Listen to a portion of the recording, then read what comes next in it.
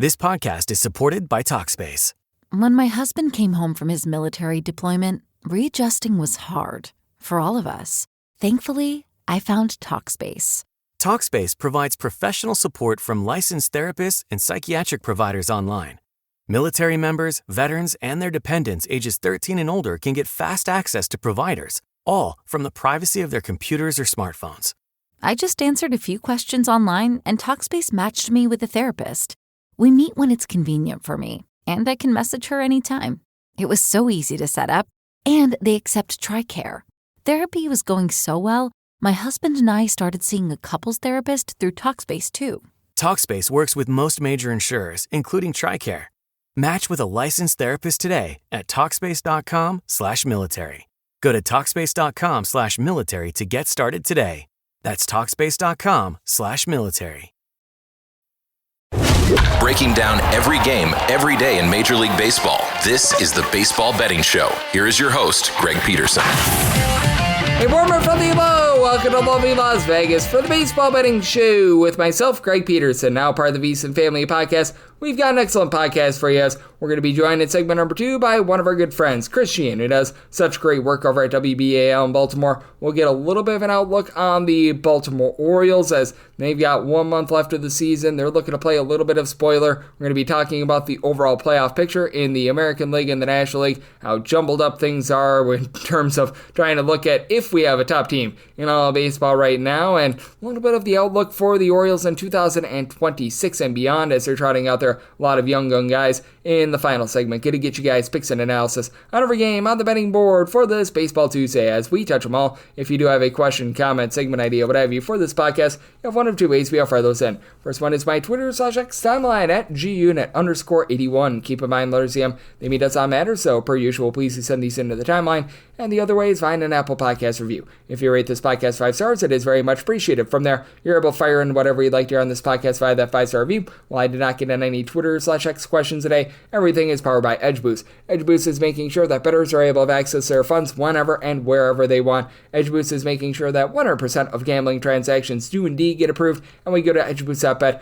Put in that promo code of Greg, G-R-E-G. That'll get you a dollar for dollar match on your first deposit up to $25. Now let's take a look back at everything that we saw in baseball on Monday, Labor Day Monday. Try to find some trends and try to get to know these teams a little bit better. Games from yesterday is Greg buzzing about. Here is the rowdy recap. Your top under team did get a little bit overwhelming, and they overwhelmed the Blue Jays in the ninth inning, 5-4 the final, as this looked like it was going to be a dead under, as the Cincinnati Reds were up by a count of 2-0 early on in this game. They go up 2-1 going into the ninth inning, and then Bo Bichette and Dalton Varsho hit home runs off of Emilio Pagan. For Bichette, his 17th home run season. Varsho is 16th as Hunter Green. Nice start here. He was able to go 6 1/3 innings, allowing 1 run. Scott Barlow from there. Pair of outs out of the bullpen scoreless. Tony Santillan, a scoreless inning, and then Pagan. You got one out. He gave up those 2 home runs, 3 runs in total in a third of an inning before you get a pair of outs out of the bullpen scoreless from Mr. Yosvar Zuleta. And then for the Blue Jays, Chris Bassett, not a bad start here. 2 runs allowed in 6 innings. He struggled on the road this year. Uriel Rodriguez, 2 scoreless innings, and then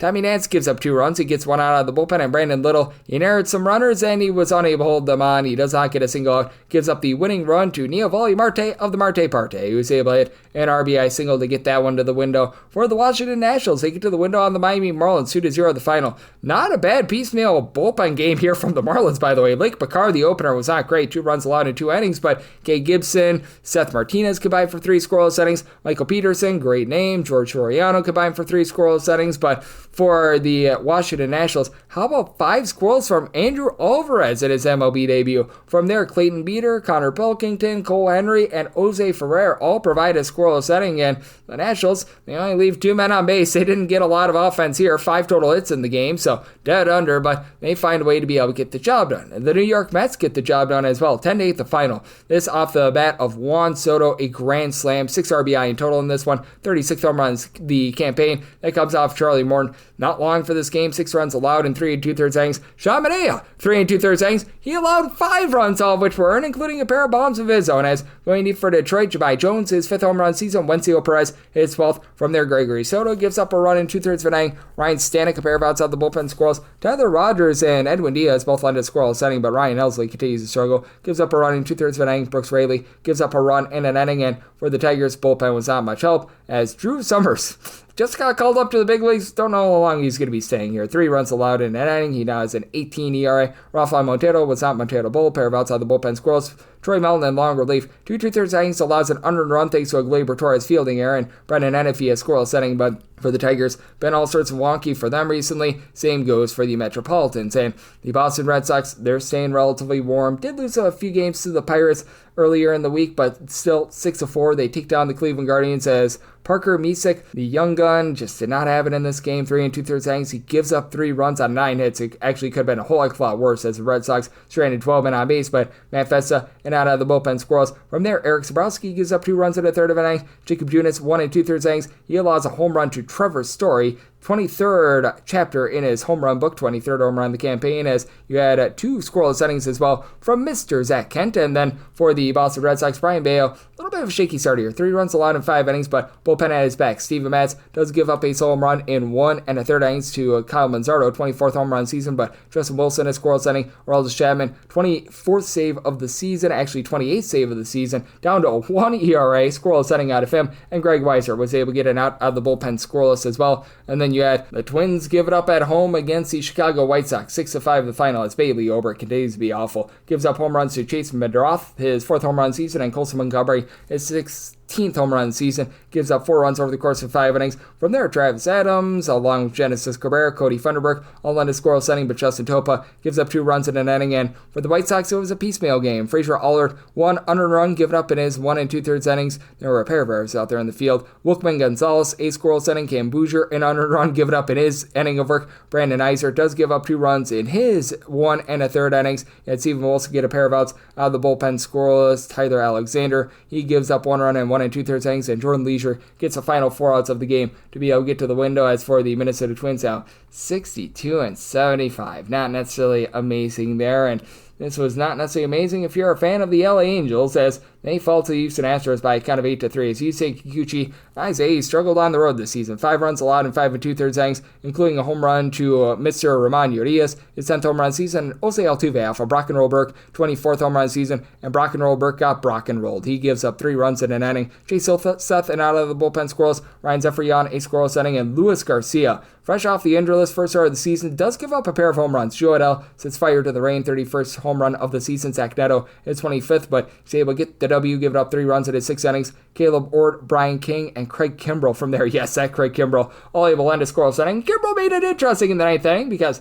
that's just what he does. And for the St. Louis Cardinals, they didn't score a lot of offense, and Sonny Gray's been struggling. That's just what they've been doing recently. 11-3. The A's are able to get the job done as Luis Morales gives up 2 runs in 5 2/3 innings. Does allow a home run to Ivan Herrera, 12th home run of the campaign. Justin Sterner, 4 outs of the bullpen squirrels. Scott McGough gives up a run in 2 innings, and I believe his ace debut. He began the season with Arizona, and for Sonny Gray, gives up a trio of bombs. 2 to J.J. Bleday, his 11th and 12th home runs of the season. As Zach Aloff, his 2nd, as he gives up 7 runs in 6 innings. Why they let him fill 7 innings, I'm not sure. And then Ryan Fernandez gives up 3 runs, only 1 of which was earned in his 1 1/3 innings, hurt by Thomas Segese having a pair of errors out there in the field. And Chris Roycroft, 1 2/3 innings, he allows a run along the way as well. The old Walker Texas Rangers are trying to claw their way back into the playoff picture. 7-5, they're able to take down the Arizona Diamondbacks. Patrick Corbin, not the start he was looking for. 5 runs allowed in 5 2/3 innings, including 3 bombs, as you had Cadel Marte of the Marte Parte, 24th home run season, Geraldo Perdomo, 16th, and Tyler Locklear is 3rd, but the bullpen had it on lockdown from there. Chris Martin off the injured list, and John Armstrong both led a scoreless inning in the 9th and 10th innings, and Jacob Webb, 2 1/3 innings scoreless, and then you had a pair of bombs as well from the Walker Texas Rangers off of Ryan Nelson, Wyatt Lakeford. He's able to go deep, 21st home run season, then Cody Freeman, young gun, was able to get a 2nd for Mr. Nelson, gives up 3 runs in 6 innings. From there, Ryan Thompson, Andrew Selfreg, both led a scoreless inning. Kyle Bacchus, 2 runs allowed in a 1/3 of an inning. Jake Woodford, he was unable to hold on inherited runners but not charged with any runs. And then in the 10th inning, Jalen Beeks, he got an out of the bullpen scoreless, but Juan Burgos prior to that gives up 2 runs, one of which was earned. I believe that one of those runners was inherited to Jalen Beeks, and he was unable to hold them on for the Tampa Bay Rays. They just absolutely lame base the Seattle Mariners. This by a count of 10-2, as for Seattle, Luis Castillo has really had his struggles on the road. 5 runs allowed in 4 innings, and he does give up a bomb in this one. It was home run number 4 for Nick Fortes, who has really been not lighting it up this year, to say the least. And then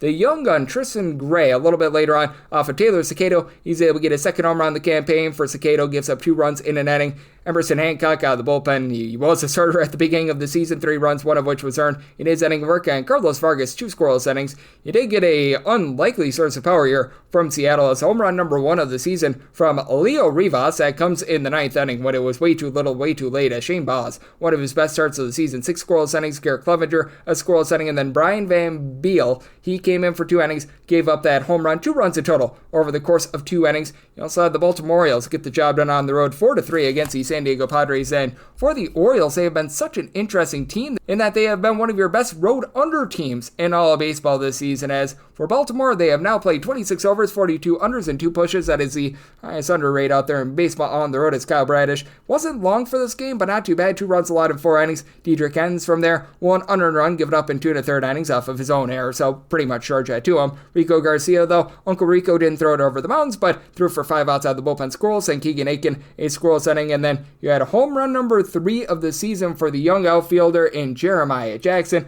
That one comes off of Adrian Morejon. As for the Padres, Dylan Cease did not lend a lot of length as well. 7 strikeouts, 2 runs allowed in 4 innings, but jacked up his pitch count. From there, Morejon gives up the solo run in 1 2/3 innings. Jason Adam, pair of outs out of the bullpen scoreless, and then Robert Swartz, 5 outs out of the bullpen scoreless. Kyle Hart was able to end a scoreless inning, but a little bit too little, a little bit too late there. And then for the San Francisco Giants, they do get the job done over the Colorado Rockies, this by a count of 8-2. As for Kaiwei Tang, he gets 8 strikeouts, gives up 9 hits in 5 1/3 innings, but manages to keep the damage down to only 2 runs. Keaton Wynn, 2 scoreless innings, and Yoel Piguero gives you 5 outs out of the bullpen scoreless. For the Giants, you had a trio of bombs, as it was home run number 26 of the season for Willie Adames. Drew Gilbert, he was able to get his 2nd, and Rafael Devers his 29th. As for Colorado, you had Chase Stoner give up 2 of those home runs. Just a rough season for him at home. 6 runs allowed in 5 innings. Has been much better on the road. Anthony Molina, 2 2/3 innings. He allows 2 runs, including one of those bombs. And Ryan Rolson was able to strand the bases loaded 4 outs out of the bullpen scoreless. If you, like me, had the under,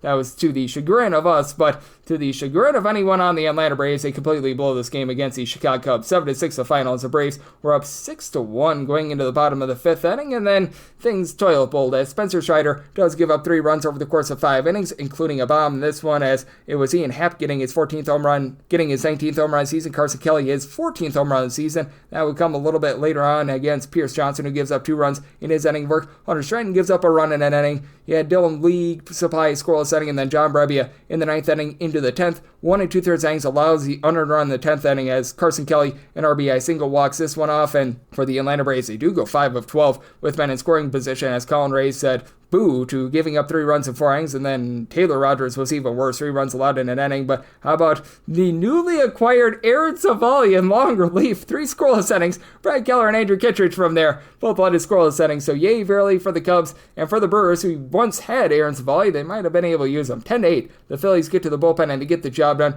Jacob Mizorowski, not a ton of runs allowed, but not a lot of length either. 3 runs allowed in 4 1/3 innings, as he does give up a home run in this one, going deep for the Philadelphia Phillies. It was home run number 23 of the season for Bryce Harper. And then from there, Abner Uribe gives up 2 runs in his inning of work. Rob Zanofsky and Jared Koenig both give you a scoreless inning, but Shelby Miller gets no outs out of the bullpen, gives up 2 runs along the way. Not a good appearance there. Nick Mears gives up 3 runs in an inning, and Aaron Ashby, pair of outs out of the bullpen squirrels. For the Brewers, pair of bombs off of Taiwan Walker, Bryce Terang, 17th home run season, and Caleb Durbin his 10th, as Walker, not the start he was looking for, 5 runs allowed in 4 innings, including those 2 homers. From there, you did have David Robertson give up 2 runs in an inning. Matt Strom, Yohan Duran both lend a scoreless inning along Tim Meza. And then you did have David Robert give up an unearned run in 2/3 of an inning. And Jose Alvarado, he got an out of the bullpen scoreless, but the Phillies going 5 of 11 with men in scoring position to be able to power themselves a victory. And if you're looking trend-wise at what we're getting in Major League Baseball right now, overall it's been an underwhelming season. The under is sitting at about 51%, 1,060 7 unders, 967 overs,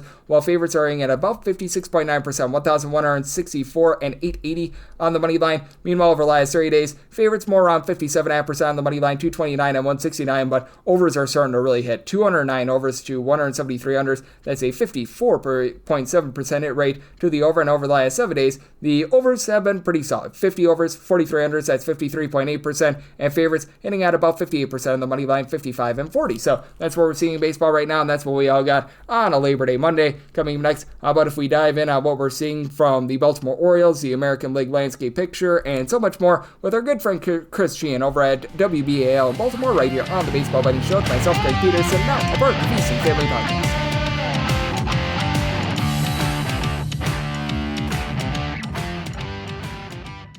This podcast is supported by Talkspace. When my husband came home from his military deployment, readjusting was hard for all of us. Thankfully, I found Talkspace. Talkspace provides professional support from licensed therapists and psychiatric providers online. Military members, veterans, and their dependents ages 13 and older can get fast access to providers, all from the privacy of their computers or smartphones. I just answered a few questions online, and Talkspace matched me with a therapist. We meet when it's convenient for me, and I can message her anytime. It was so easy to set up, and they accept TRICARE. Therapy was going so well, my husband and I started seeing a couples therapist through Talkspace too. Talkspace works with most major insurers, including TRICARE. Match with a licensed therapist today at Talkspace.com/military. Go to Talkspace.com/military to get started today. That's Talkspace.com/military. Breaking down every game, every day in Major League Baseball. This is the Baseball Betting Show. Here is your host, Greg Peterson.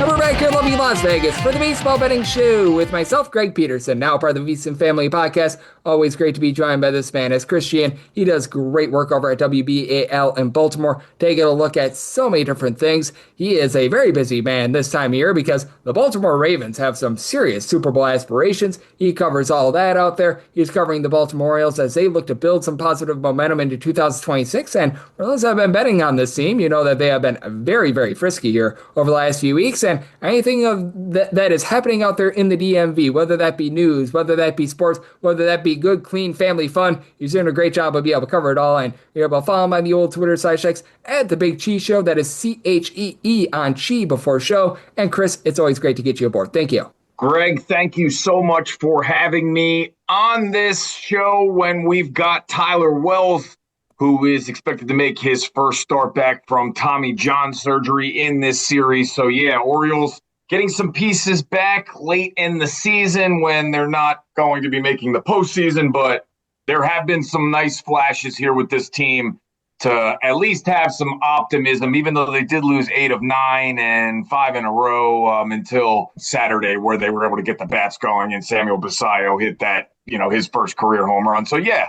Definitely Baltimore is looking forward to Ravens season, but still cherishing the final days here of Orioles regular season, that's for sure. Yep, and there is going to be a lot to take a look at for September for the Orioles because you mentioned it. It looks like Tyler Wells should be making his MLB debut on Tuesday with guys coming off the injury list. Sometimes that's a little bit shaky, but he's a guy that has been a starter year in and year out for the Orioles. And it feels like with the Orioles, they're trying to be able to build that rotation for the 2026 campaign where Wells is probably going to be a big part of it. We all know about the Trevor Rogers story, and I tweeted this out a few days ago that I feel like there should be a 30 for 30 made on Rogers. He was terrible in 2024 after the Orioles traded for him. You know as well as I do, he was terrible in the minor leagues, and now has a sub-150 ERA this year. I have no idea how that works, but he's put together something nice. And then obviously Grayson Rodriguez, a big X factor that they're hoping is going to be able to get healthy towards back half of this year. Probably won't be able to see him out in 2025, but they're hoping that he's good to go in 2026. Yeah, well, let's start with Trevor Rogers because I saw that he joined MLB Network recently and talked about how he had to consult with a third party because there were some questions as to whether or not his strength was near the big league average. So, yeah, this was a guy who has certainly outperformed my expectations, most expectations around here, especially when the Orioles acquired him. There was just some thought he was a middle of a rotation guy. But yeah, you see Rogers pitching on Saturday, able to deliver some really nice pitches to a guy like Willy Adames, striking him out when Willy Adames came into the game. I know he just blasted off for the San Francisco Giants in their prior series against the Chicago Cubs. So, yeah, just stuff that breaks really nicely. And although he gave up, his third home run of the season and first since July 20th in that game against the San Francisco Giants on Saturday. So he's just been so strong for this team.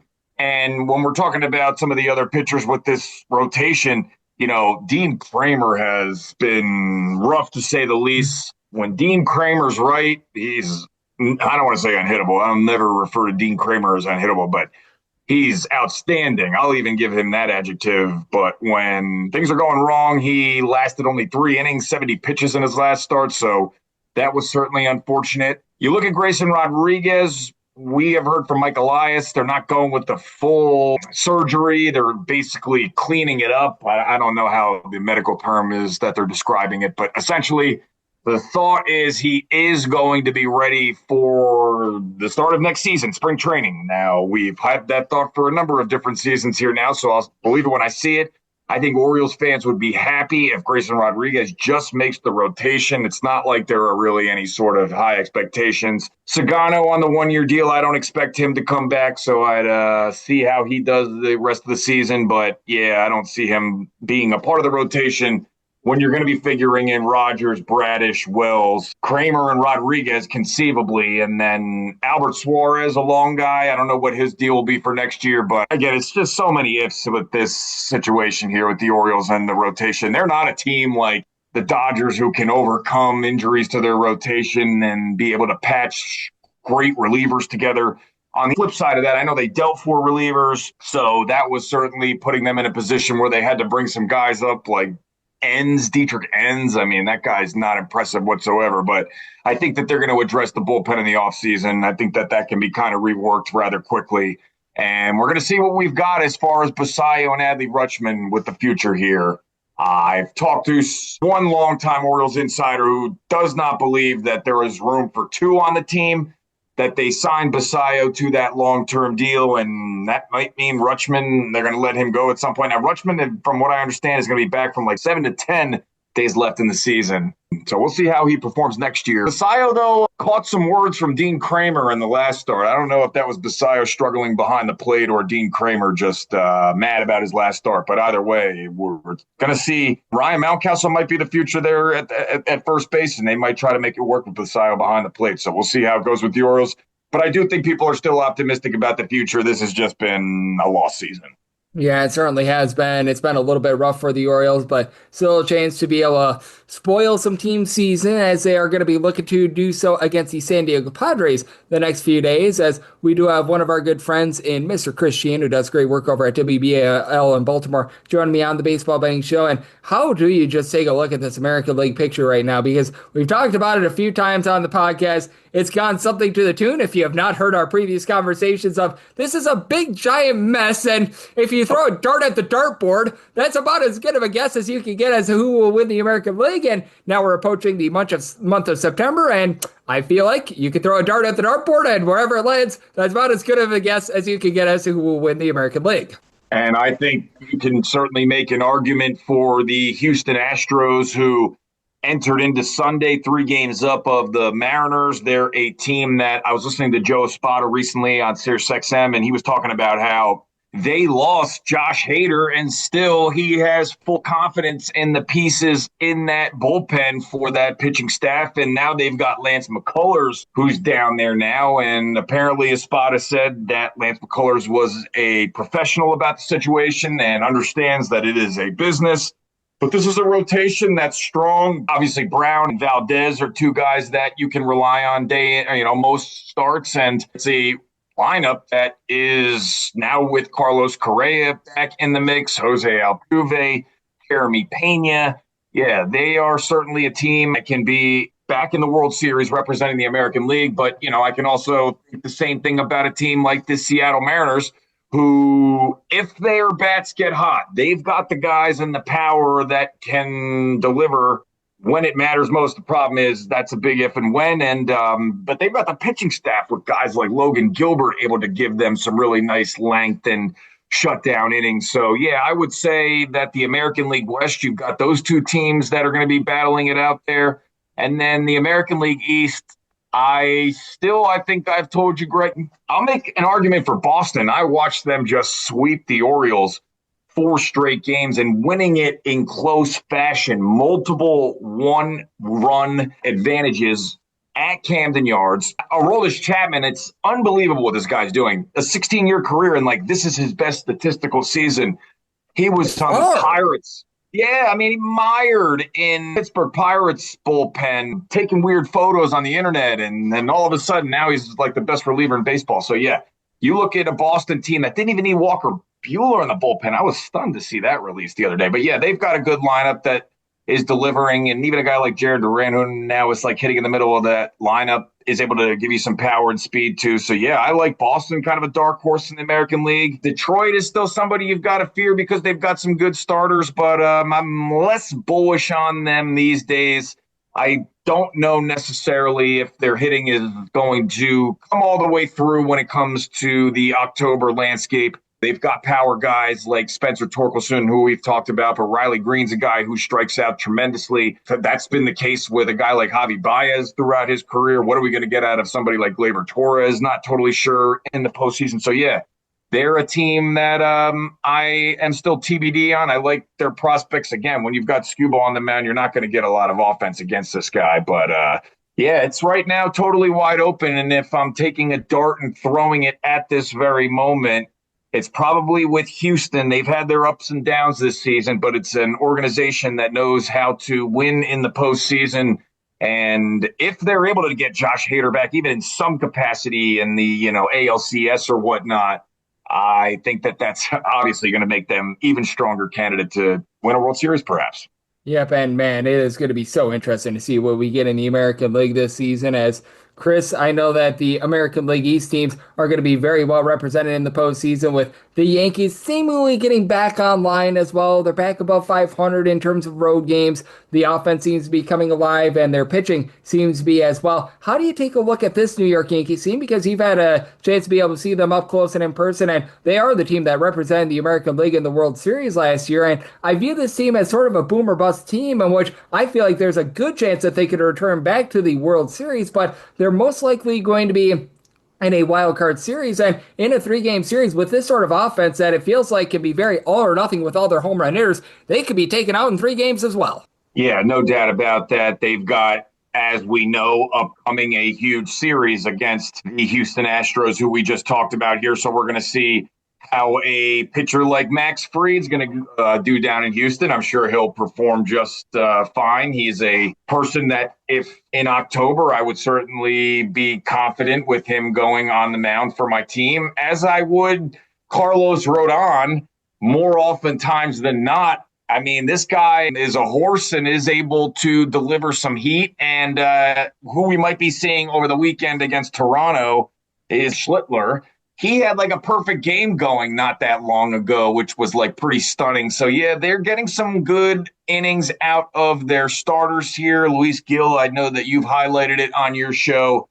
He's had some boomer bust numbers there. Aaron Judge, look, he drives the offense that certainly we know they need more from ancillary pieces like Anthony Volpe and Giancarlo Stanton. I think any Yankee fan would tell you that. But, yeah, this is a Yankee team that ultimately, their bullpen strong. You have Judge, who is hitting the ball well at this point. He had a home run on the 27th. He had one against the White Sox, I know, on the 30th. So he seems to be in a good position right now. You got Rice, who's a nice player for this team. And Jazz Chisholm, he might be around that 230 average, but he's one of the guys on that team. If he's up, he can hit a home run. He's got some power. So you like what they've got with Jazz Chisholm. And then that McMahon signing at third base was I think, solid one for this team. I think this is a guy that was stuck in Colorado for quite some time. And I don't see any sort of light at the end of the tunnel for this Colorado team, unless I'm wrong and there's a minor league expert out there who listens to the show that could correct me. But, yeah,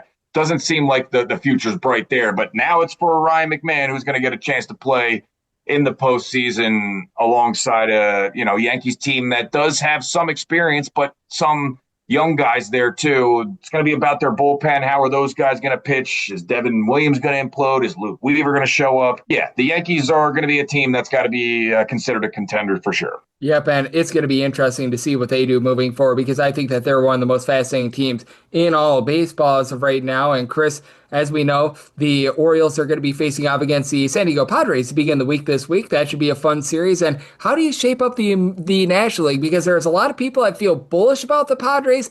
At the same time, they really have not gotten their offense going, but they've got that amazing bullpen. And we were talking about the American League being wide open. I feel like the exact same thing can be said about the National League, even though the Brewers have the best record out there. And I do love the Milwaukee Brewers, having grown up in the great state of Wisconsin. I've got my question marks with them. The Dodgers obviously have been dealing with a whole bunch of injuries. The Padres, the offense hasn't been quite what I was expecting out of them. And now the Phillies are without Zach Wheeler. So I feel like every one of these National League teams, too, have some question marks with a guy in Yu Darvish who's going to be going on Tuesday, perhaps being one of the bigger X factors for that Padres team. Yeah, and you're looking at a Phillies team, too, that has a starter in Christopher Sanchez, who's nasty, and, even Taijuan Walker at the back end of that rotation. And you've got Aaron Nola now back in. I mean, he's not the Aaron Nola probably of a few years ago, but if he is able to get movement on his pitches, get somewhere up around, because I know velocity was a concern with him.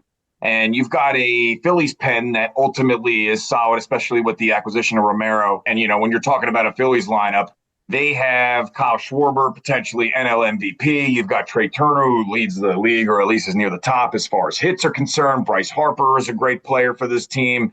JT Realmuto behind the plate. So even with the loss of Zach Wheeler, that's certainly significant. Wouldn't discount Philadelphia in the National League. You mentioned the Brewers. Yeah, that's a team that is getting great performances out of guys like I talk about a guy like Sal Frelick, who is back in the lineup, and he is hitting for not just power. He homered against the Arizona Diamondbacks, I know, but he's able to swipe some bags. He hasn't exactly done that since he's returned from the injured list so much, but this is a Brewers team that is able to get some of their relievers up and also have enough offense to deliver them victories. Even Christian Yelich, who's not the power hitter of old, but his professional hitter at this point. That's what you're looking for.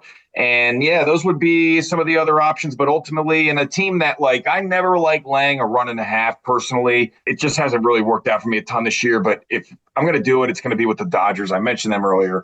We know how great their lineup is. Even if Ohtani did go for 3 for 23 at one point last week, Teoscar Hernandez, Will Smith, this is just a team that I would back as far as being able to hit the baseball. Freddie Freeman, how could I not mention him? And then, you're talking about a rotation that ultimately more oftentimes than not is going to, even like a guy like Emmett Sheehan is able to deliver strong starts for them. And they've got a solid bullpen there too. So yeah, the Dodgers are going to be in the mix. And then the Padres, the Orioles, especially seeing a number of ex-Orioles in this matchup. When we're talking about Ryan O'Hearn and Laureano, those were guys who were big time performers for this Orioles team. And how can I not mention Manny Machado? I mean, they certainly have what it takes to be a solid offensive team in the postseason. I think their concern would be more so their pitching staff going in, Cease, Darvish. I don't know that I would necessarily feel all that comfortable with those guys going and pitching in postseason matchups, but that's going to probably have to be the case for them. I don't see the Giants getting back in the mix, but they went on that big time win streak last week. If they're able to sneak in, I like some of the things that they do from an offensive standpoint. Mentioned Willie Adames, Matt Chapman. I think it's a long shot that they are able to get in, but Robbie Ray, how well he's pitched this year.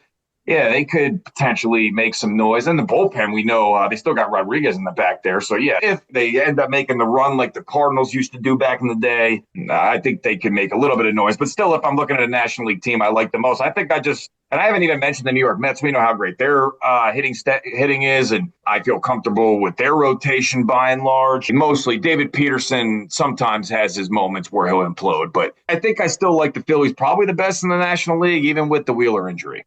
Yep, and with the Philadelphia Phillies being able to pick up Yohan Duran at the trade deadline, I thought that was massive for them. And the Phillies are just a completely different team at home. I think that getting home field advantage would be absolutely massive for them because they have been a little bit of a completely different team in one location versus the other, but a man that whether he's at home, whether he's on the road, whether he's at a neutral site, he always gives a great effort. That'd be you, Chris. You do an amazing job reporting on the news in Baltimore. You do a great job looking at the Orioles, the Ravens, and so much more. So love to get people at home know it's all on tap for you and how people can follow along on social media and other platforms.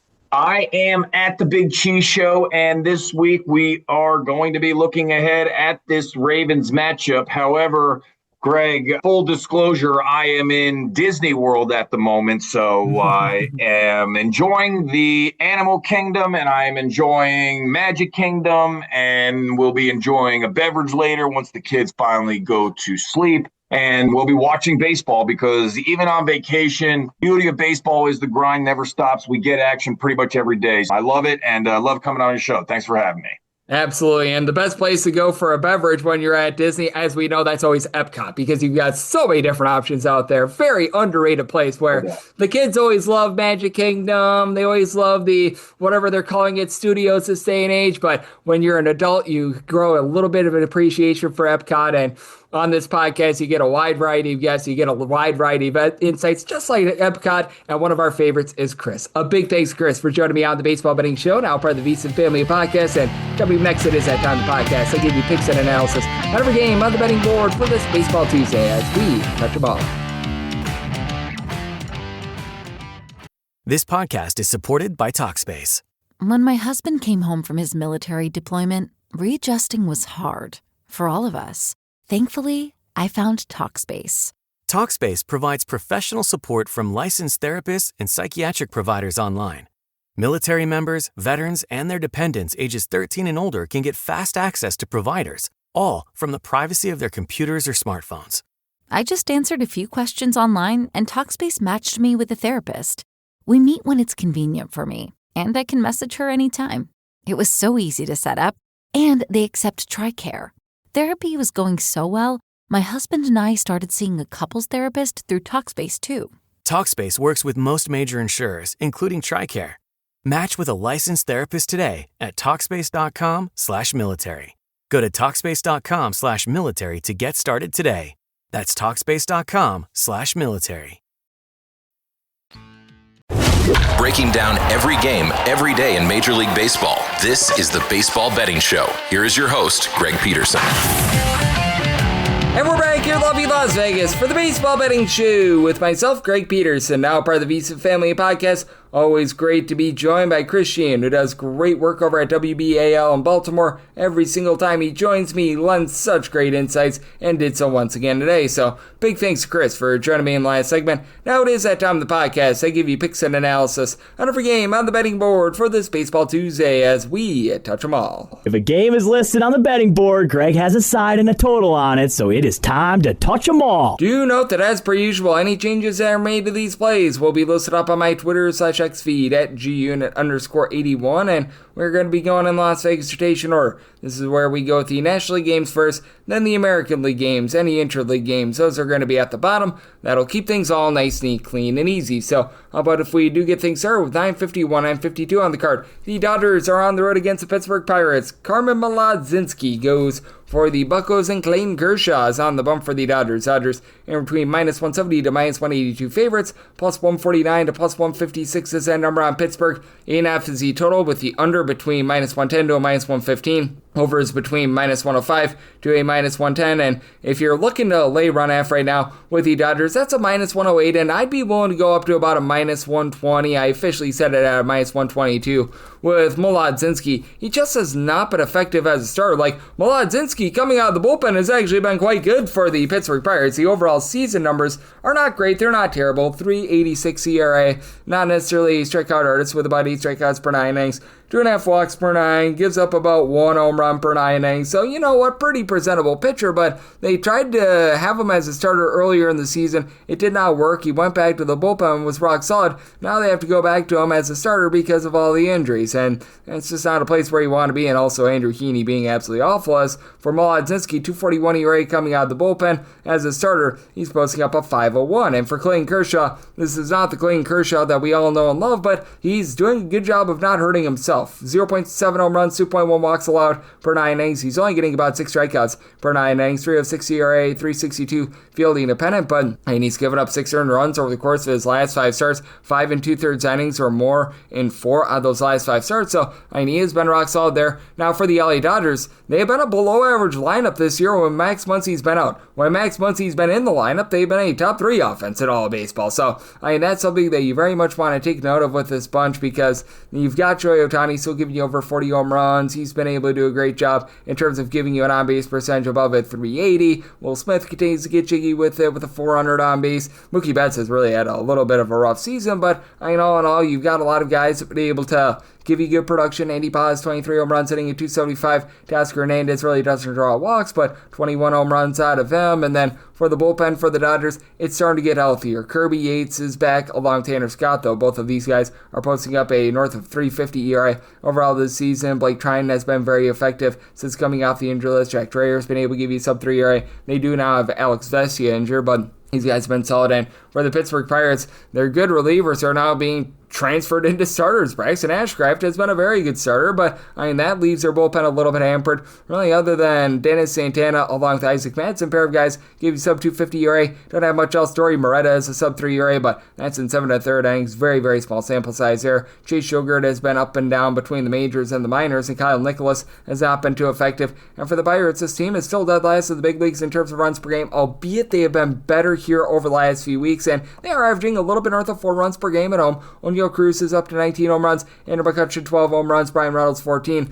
Lone 3 guys on the roster, though, with above 8 home runs. Isaiah Kiner-Falefa gets DFA'd. That's not great. So you got Tommy Pham, Nick Gonzalez, and Spencer Horwitz sitting above a 255, and that's about it. And just a lot of guys that aren't moving the line. I mentioned Cruz a little bit before. Emmanuel Valdez, Alexander Canario, Jared Trollo, Jack Swiniski, Henry Davis. A whole bunch of guys sitting at 222 or lower. So did somebody tell it at 8.3 like the under. And for the Dodgers, willing to go up to a minus 122 on that run line. That 53, 954 on the card. The Nationals are playing us the Miami Marlins. Adam Mazur is on the bump for the Marlins, and Cade Cavalli goes for Washington. This is the Nationals being a very slight favorite, between minus 108 to a minus 115. Even money to minus 110 on Miami. 9 is the total. Over and under both at minus 110, and with the Nationals, I'm going to be one late. I did set them at a minus 130. Now, Mazur looked better in his last start than he did last year. Like last year, the San Diego Padres was giving him some starts, and man, he did not look ready for the big leagues, as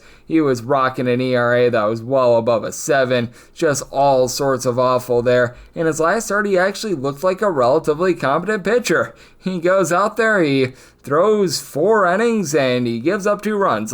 It's nothing earth-shattering or anything like that, but you'll take it. And for Adam Mazur, he was better at the minor league level this year. He's still not necessarily going to give you a lot of swing and miss for his career. He's only giving you about 6 strikeouts per 9 innings. And if you take a look at what he did at the minor league level, he was not a guy that was really getting a whole bunch of whiffs or anything like that. At Jacksonville, he was getting 8.5 strikeouts per 9 innings, allowing 1.8 home runs per 9. So still a guy that I do want to fade in this spot. With Cavalli, he's got some upside, got absolutely shelled in his last start against the Yankees. 8 runs, 7 of which were earned, and he got 7 out. So that was not great. Overall for the season, he has been able to get about 8 strikeouts per 9 innings and 2.5 walks per 9. Issue for him has been the deep ball, giving up 2.2 home runs per 9 innings. Much of that was his last start against the New York Yankees. Gives up 4 home runs in 2 1/3 innings. You take that out of the fold, he's actually been able to give you some relatively good production, and he goes up against the Marlins team that's right at the bottom of the National League in terms of home runs on a per at-bat basis. And now you've got Kyle Stowers currently out of the lineup. That's 25 home runs and an over 370 on base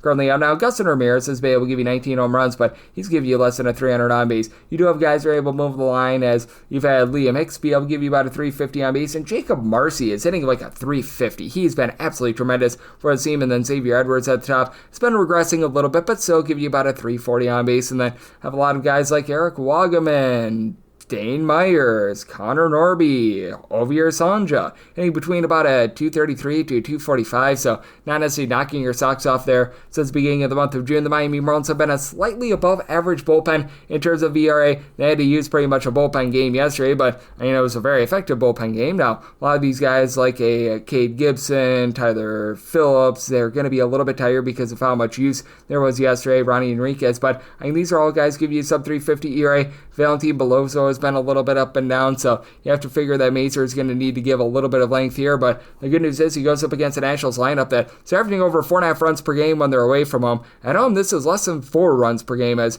you've had a bullpen that has been absolutely awful, by the way, dead last in the big leagues in terms of bullpen ERA, so Cade Cavalli needs to give a good start as well, because Shinkuzuki, Ogasawara, Orlando Robalta, Jackson Rutledge, Edward Salazar, Zach Brzezinski, Mason Thompson. How far do you want me to go in terms of guys posting up over a 5 ERA? It's just not great, and for Washington, you do have C.J. Abrams supplying 17 home runs and hitting at 265. Only 3 of those home runs have come at home this far this season. They DFA Nathaniel Lowe. James Wood has still been able to give you 355 on base, but home run power has been way down ever since the All-Star break. Josh Bell since the beginning of the month of July, hitting well above a 250. That's been nice after he got off to a slow start. He's up to 16 home runs, but the young guys are just not moving the line for this team, as you got the likes of Dylan Cruz, Andres Shapiro, throw in there as well, Dalen Lyle. Only Lyle is really hitting for north of a 290 on base and above a 225 for this team. Robert Hassel's hitting at 225 as well. So, yeah, that's not been great. And I do think that for Cade Cavalli, he's going to be able to give a relatively good start. And I do think that the Nationals can get to Mazur a little bit here. Did somebody tell 9.3? I do like the over. And for the Nationals, I'm going to be willing to go up to a minus 129 on that money line. 955, 956 on the betting board. It is the Cubs playing us to the Atlanta Braves. Joey Wentz hopes to have the Cubs wincing in pain, and Shota Imanaga is on the bump for the Cubs. Cubs are between minus 170 to minus 182 favorites. Between plus 149 to plus 158 is that number on Atlanta.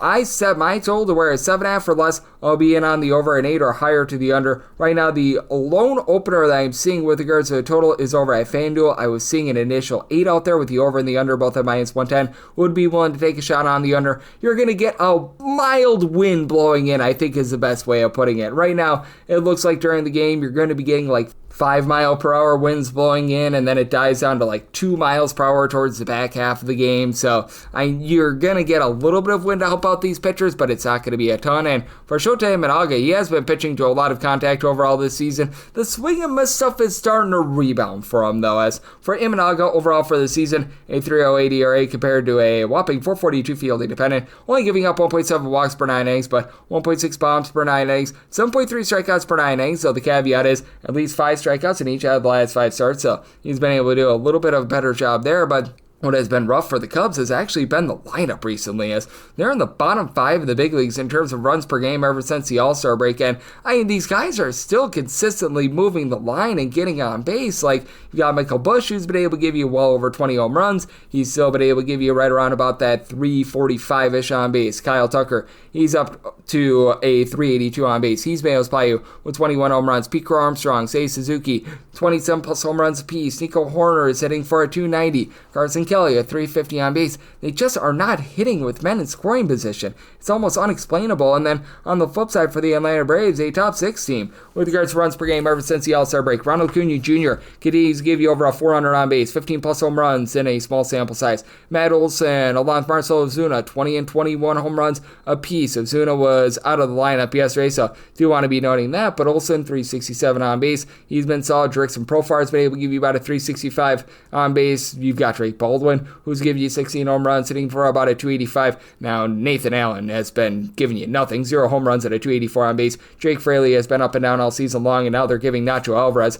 some opportunities, but for the Braves, you do have to be a little bit fearful of this bullpen, as you've had the likes of Aaron Bummer, Raciel Iglesias post up well above a 350 ERA, but Bummer's on the injured list. That actually helps you out. Dylan Dodd has been up and down. He and Dylan Lee posting up about a 350 ERA. Pierce Johnson has been rock solid, but I actually really like what I've seen out of Joey Wentz. Wentz overall for the season has a 4.92 ERA, but he deserves a little bit better. Not necessarily some sort of a strikeout artist or something like that. His strikeouts per 9 rate overall for the season, 7.5 to 8, but he's doing a good job of just being able to keep things out in front of him, giving up less than a home run per 9 innings. And with the Atlanta Braves, he's been posting up a 3.43 ERA. Do recognize that his last start was a little bit less than tremendous, actually 2 starts ago against the New York Mets, where he gave up 6 runs. Bounced back against the Marlins at his last start. 3 out of his last 4 starts has given up 1 run. He's given up 5 plus in 2 out of his last 5, though, so depends upon the sample size that you want to use there. But overall, I like what I've seen out of him, and I do think that for the Atlanta Braves, they're being being dogged a little bit too much against a guy in Imanaga that has been pitching to a bit too much contact. Did some I told 7.8 with the wind blowing in. I'm in on the under end, plus 150 or greater. I like the Braves on the money line. 957, 958 on the card. The Giants are on the road facing off against Colorado Rockies. Kyle Freeland is on the bump for the Rockies, and you've got one Mr. Logan Webb going for the Giants. Right now, this total is a 10.5 over and under, both at minus 110, with the Giants there between minus 205 to minus 220 favorites, or between plus 170 to plus 185 is that number on Colorado, and I do like the over. I did set my total at a 10.6. Logan Webb, all throughout his career, he's always had some pretty demonstrative home and road splits. 2.78 home ERA compared to a 3.98 ERA on the road. This dates all the way back to the beginning of the 2019 season. For Logan Webb, it's obviously been a great year for him. He's only giving up 0.7 home runs per 9 innings. His fielding independent is actually lower than his ERA that hovers right around 3. So he's been able to do a nice job in terms of keeping things out in front of him, not hurting himself, as he's only giving up right around about 1.9 walks per 9 innings, 9.7 punch outs per 9, so you do love to see that. And for Logan Webb, he's given up a combined 4 runs over the course of his last 3 starts, so has been rock solid there. While Kyle Freeland just continues to pitch a lot of contact and is starting to give up the deep ball.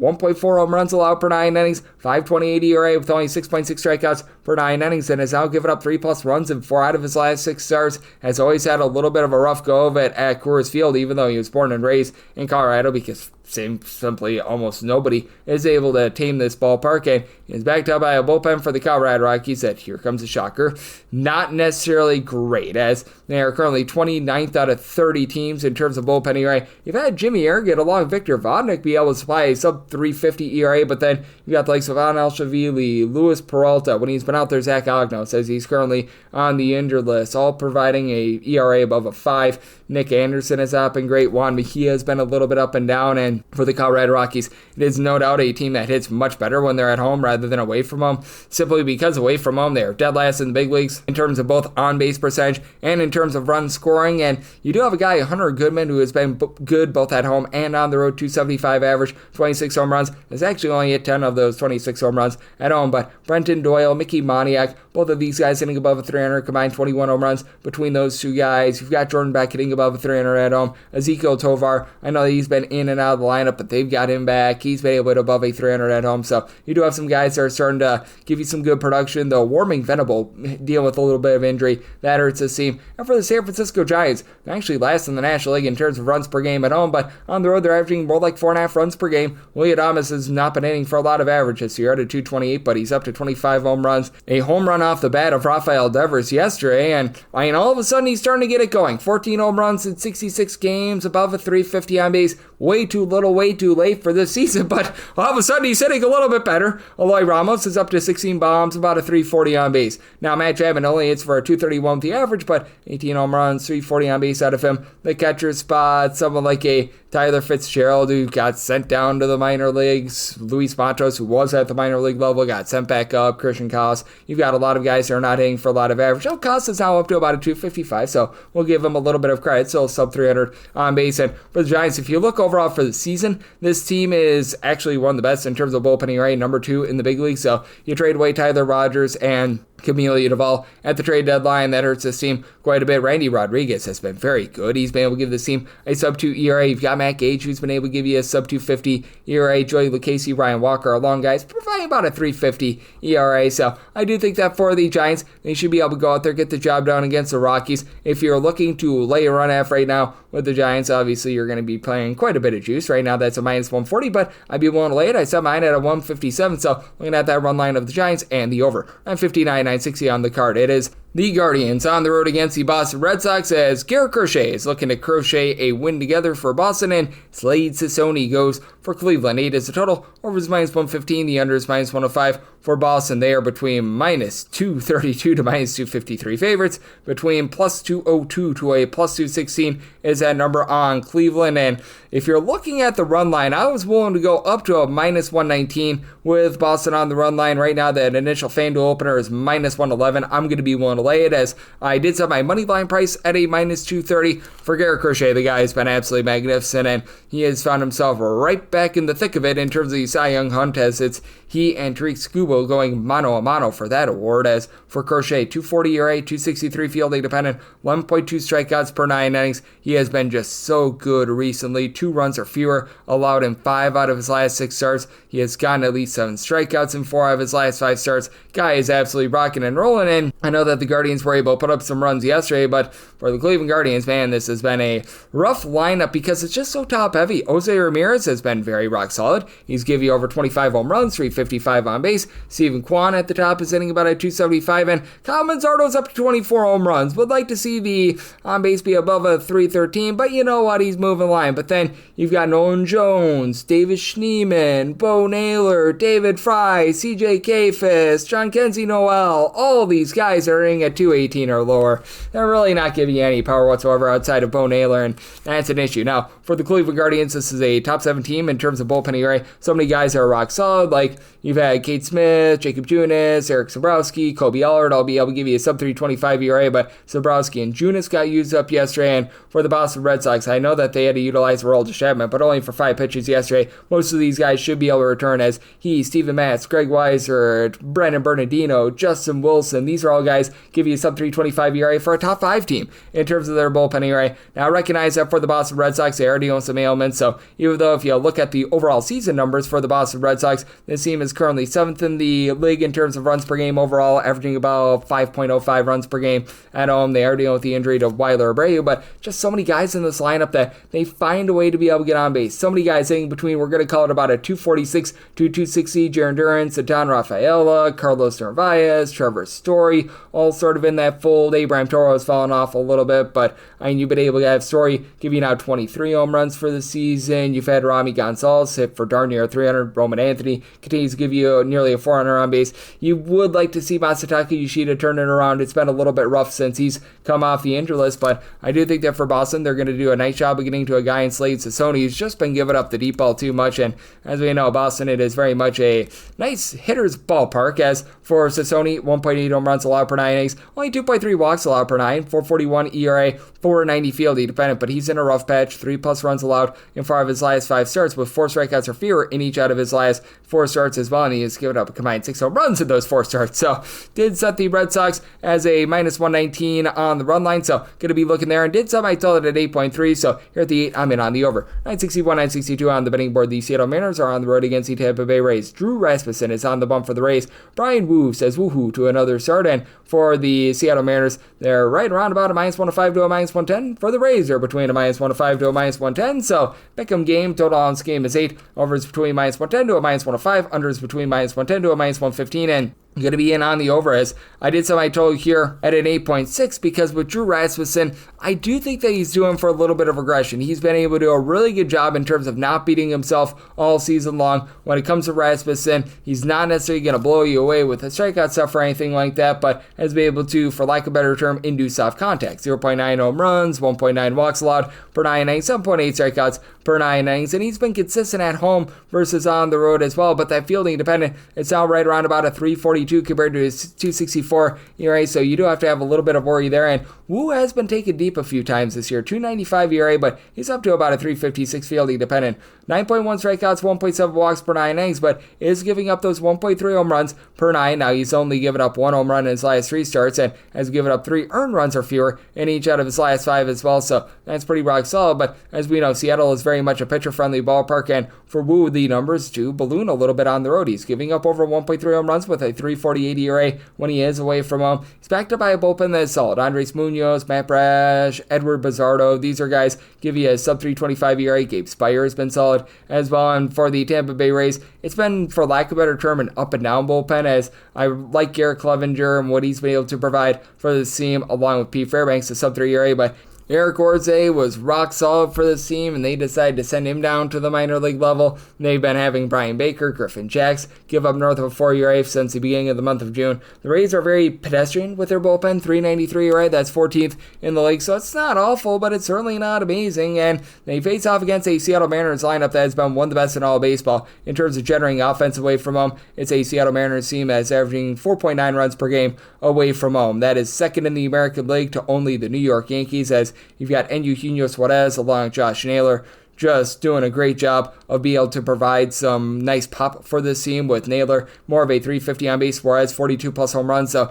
in a Seattle Mariners uniform, he's been hitting right around about a 200. Obviously, big dumper Cal Raleigh has been the main attraction with his 50 home runs. Hasn't given you a lot outside those home runs, but you know what? When you're getting 50 home runs, that'll up. Randy Arozarena about a 345 on base, 25 plus home runs. Julio Rodriguez 26 bombs. He's hitting about a 265. You've had Tom Canzone do a nice job moving the line. Along JP Crawford is up to about a 350 on base. And then for the Tampa Bay Rays, Junior Caminero, Brandon Lau have been very loud in the middle of that lineup. Caminero, 39 home runs, doesn't draw a lot of walks, but hitting a 255. Lau has been able to give you about a 265 average, and he's up to 28 bombs. Yandy Diaz is up to 22 home runs. Chandler Simpson, no power whatsoever, 0 home runs this season, but 38 stolen bases. He's hitting at 290, so nice table setter for this team. You've had Jake Magnum give you over 20 stolen bases. He's hitting at 285. They now bring in Richie Palacios, who's got a nice track record. Catcher spot has been rough. Taylor Walls, the entirety of the shortstop spot. Gray, who they started yesterday, and it's been a little bit of an issue, so it is a bit of a tough IV lineup, but I do think that you're going to get some runs scored. I do think that there's some regression coming really for both of these starters in this game, so I did set the Mariners at a minus 115 on the money line. I do think that their offense slugs their way to victory. I like the over, and for this total, I'm in on the over, so I told it at 8.6. 963, 964 on the card. It is the Angels on the road against the Kansas City Royals. Michael Lorenzen is on the bump for the Royals, and it's all to be determined on the bump for the Angels. This game is off the board. If they were to keep him at the big league level, this would be the turn in the rotation for Jack Conowitz. I don't think that they're going to throw Jack Conowitz in this game. They better not throw Jack Conowitz in this game because he's been absolutely awful thus far this season. So I have this right now marked as bullpen game. And in bullpen game versus the Royals, I set the Royals at a minus 152 on the money line. We'll go to a minus 151 there, plus 153 or better, looking at the Angels, and then set a total of 9.3. At 9 or less, I'm in on the over 9.5 higher to the under. There's really not many good options here whatsoever for the LA Angels. Apparently, they might be calling Mitch Ferris up to the big league level to be able to make his MLB debut. That is yet to be determined, though, and if that's the case, that's pretty much the same value as a bullpen game. As for the season, the Angels are a bottom 5 team in terms of bullpenning right now. If you look since the beginning of the month of June, they've actually been a respectable 16th, 17th in the league in terms of bullpenning ERA, as Brock and Rolberg, Kenley Jansen have been able to give you a sub 325 ERA. Luis Garcia offering more in the neighborhood about a 350, but these guys like Sam Bachman, Ryan Zephyrion, Reed Detmers, all posting up over a 4 ERA. That's a big issue for this team, and for the LA Angels, this is very much an all-or-nothing lineup. Joe Adell setting fire to the rain with his 31 home runs, but he's setting fire to his on-base percentage at a 296. Taylor Ward, 30 home runs. He's been able to give about a 318 on base. Zach Neto, he's been able to about a 265, 25 home runs. He's been solid. Logan O'Hoppe, 19 home runs, but not so happy about the 265 on base. Mike Trout, he's been able to give you 20 home runs at a 360 on base, but he's also hitting for a 231 with regards to the average. You just expect a little bit more there. Travis Arnaud is hitting at the Mendoza line 200. You've had a lot of guys who have just been so inconsistent at the plate in terms of finding a way on base, so they've been very much all or nothing. And for the Royals, if you look ever since the All-Star break, silently this has been an offense that has been able to get it going just a little bit more. I'm not saying that they have been amazing ever since the All-Star break, but still, their team has about 11th in the big leagues in terms of runs per game since then, as you've had Vinny Pasquantino up to 28 home runs. The batting average could be a little bit hit or miss there, but overall for the season, hitting in that neighborhood about a 260. Bobby Witt Jr. is up to 20 home runs, 350 on base, 31st home bases. Miguel Garcia is actually giving you 22 stolen bases, 15 home runs, and nearly a 300 average. He has been very under the radar and sneaky good, though Jonathan India hitting for a 230 with 8 home runs. You just expect a little bit more there. Michael Massey has not been able to get on base. When they had John Rave at the big league level, and he's been up, down, all around, he's been hitting right around 200, so you've had some issues at the bottom of the lineup, but it is a Royals team that's in the upper half of the big leagues in terms of bullpen ERA. Lucas Erceg, Carlos Estevez, your main two men, both of these guys have been able to give you sub 275 ERA, but Daniel Lynch is down to about a 285 ERA. John Schreiber, Taylor Clark, a sub-320 ERA. So these guys have been very presentable, and for the Angels, I do think that this is going to be like some sort of bullpen game. And Michael Lorenzen, he has not been great to say the least, but he's been a little bit more respectable when he's been in Kansas City this year. It feels like this ballpark out there, Kauffman Stadium, has been playing a little bit more to the pitchers thus far this season. A 4.62 ERA for Lorenzen with about 7.5 strikeouts per 9 innings. But if you look at him at home, 3.68 ERA. He's given up 1 home run per 9 innings at home. On the road, this goes up to about 1.6 to 1.7 home runs per 9 innings and a 5.22 ERA. So 9 or less looking at the over, 9.5 higher the under. And with the Royals willing to lay up to a minus 151 on the money line or a 130 or better, I'd be looking at that run line. And then with the Angels need at least a plus 153 to take a shot there. 965, 966 on the card. The Twins play host the Chicago White Sox. Simeon Woods Richardson is on the bump for the Twins, and Davis Martin goes for the White Sox. And the White Sox are an underdog of between plus 118 to a plus 128, between minus 140 to minus 145 is that number on Minnesota. 9 is the total, over and under both at minus 110, and did set my money line price at a minus 146 on the Twins. So really don't want to go above like minus 140, minus 145, but I'm going to be willing to lay this number for Davis Martin. I just wish he'd give us a little bit more swing and miss, because he does a pretty solid job in terms of keeping things out in front of him, not giving up a ton of walks. As overall for the season, 2.9 walks per 9 innings, but he does give up the 1.5 bombs per 9 innings, 6.6 strikeouts